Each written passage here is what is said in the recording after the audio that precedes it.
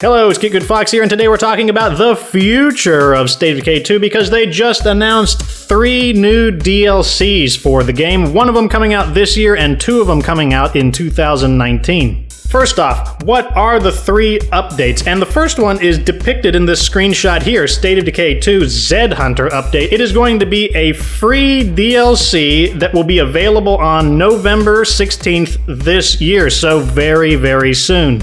The second DLC does not have a name, but we do know that it is going to increase the difficulty of the game, and it's coming out in early 2019. The final DLC is called Return to Trumbull Valley, and it's going to come out later on in 2019. And if you're not in the know, Trumbull Valley is the location of the original State of Decay 2, so I suspect, though I don't know, that it's going to be more of a story-focused DLC, and it'll probably have a lot to do with nostalgia to remind us of the old game. Alright, let's actually get into the news and information. The first thing we're going to do is watch the trailer together, and we're going to dissect some of the details that are showing new content.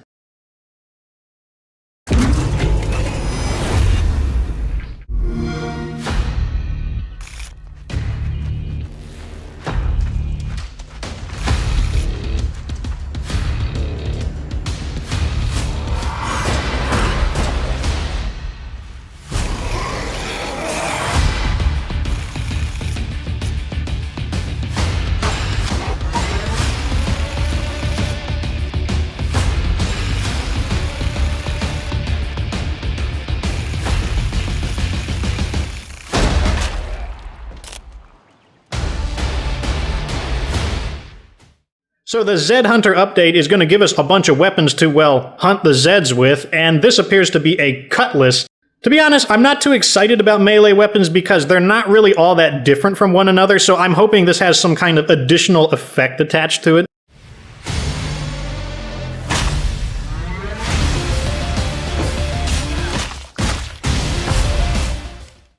And here we have a crossbow, which is sure to make fans of The Walking Dead happy, and this will obviously be some kind of ranged weapon that is automatically silent.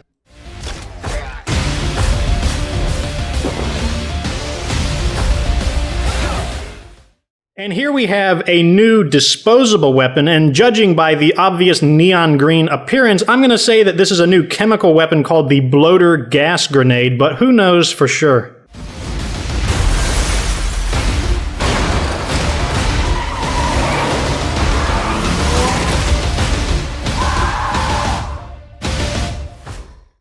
We can see here that these puncturing crossbow bolts remain impaled on the bodies of the zombies, which on one hand looks pretty cool because they wind up looking like pincushions, but on the other hand hints towards perhaps a predictable expectation that the weapon will be ineffective with body shots.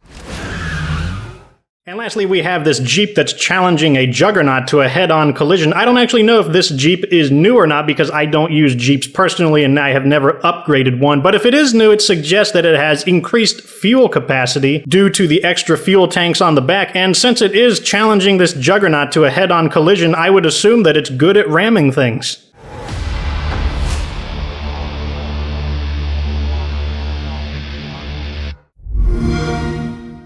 Alright then, let's take a look at the fine details. Remember, this DLC is free and it's going to be coming out on the 16th of November, this November, so just in a few days. The summary tells us that we're going to be getting 8 new crossbows, 3 new melee weapons aka swords, the Wraith, the Mamba, and the Masterwork Boken, which is a blunt training sword. We're getting 3 new close combat weapons aka knives, 5 brand new Blood Plague consumables, the Zed Bait, which attracts zombies, the Zed Eye, which allows you to see in the dark, the Zedrenaline, which gives you a temporary boost to health and stamina, the Scent Block, which makes you invisible to Zeds and suggests that they detect us through smell, and the Bloater Gas Grenade plus Launcher, which I assume is that thing that was thrown in the trailer. We also get a facility mod to craft additional Blood Plague consumables, so I assume it's like the Fireworks Station and the Red Talon Station.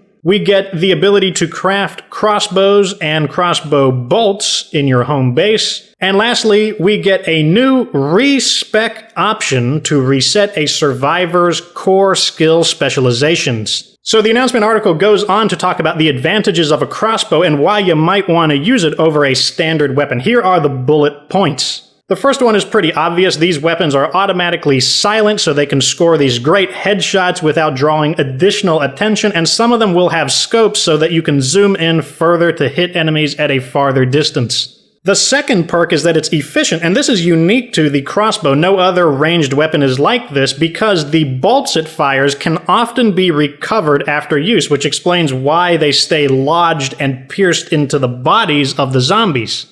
It also tells us that we can craft the crossbow bolts from a typical workshop, and at a more advanced workshop will actually let us build the crossbows themselves. The third perk is that these crossbows are durable. They never jam or break, making them similar to revolvers and bolt-action rifles. And the final advantage to the crossbow is also an interesting one. It is surgical. It's not as clumsy as a normal shotgun or rifle, which means a higher chance of finding plague samples when you kill a plague zombie. This is probably what the update means by being a Zedhunter. We're actually going to be trying to hunt these zombies in a more specific manner to harvest samples from them. So this will make it easier to craft the bulk plague cure, which requires 20 samples and sells for 500 influence, but I'm guessing a lot of these new features are going to require samples, which is why they're giving us a better way to farm them.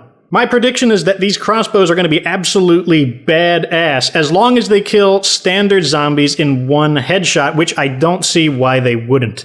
Next, the article talks about respecs, which I'm super excited about. This will allow you to take your base skills like cardio, wits, fighting, and shooting to reset them back to minimum EXP, re-level them up, and then choose a new skill if you didn't like the one that you chose. Here's how it works.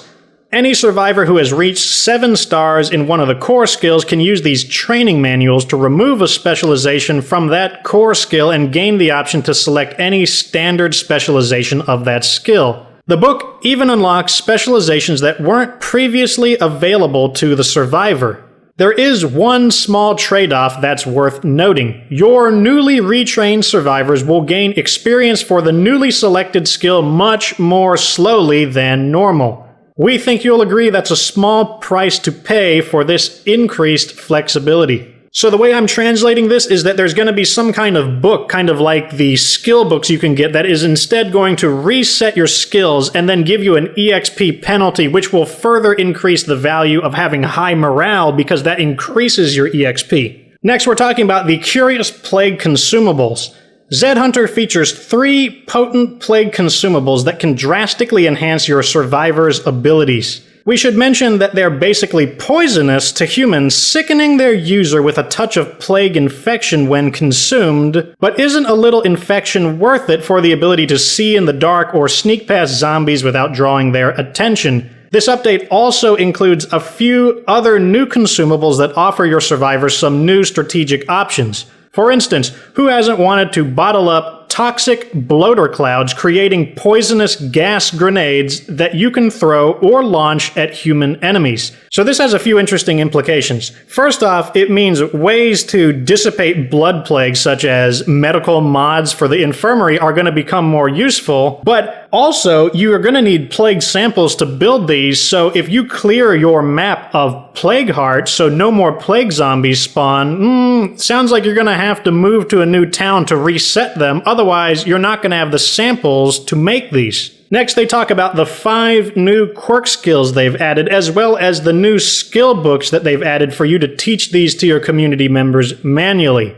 The first skill is Hygiene, which increases the amount of blood plague infection needed to push this survivor into full-blown blood plague. Next is Recycling, which gives your community a regular income of parts and materials. Third is Shopping, which accelerates this survivor's search speed, letting them find useful items more quickly while scavenging. The fourth skill is Sleep Psychology, which effectively increases the number of beds available to the community. And lastly, you have Soundproofing, which reduces the noise-driven threat of zombie attack on your base. I personally don't have too many thoughts on this. It's nice to just have more features and all, but really I would prefer to have a brand new leader type.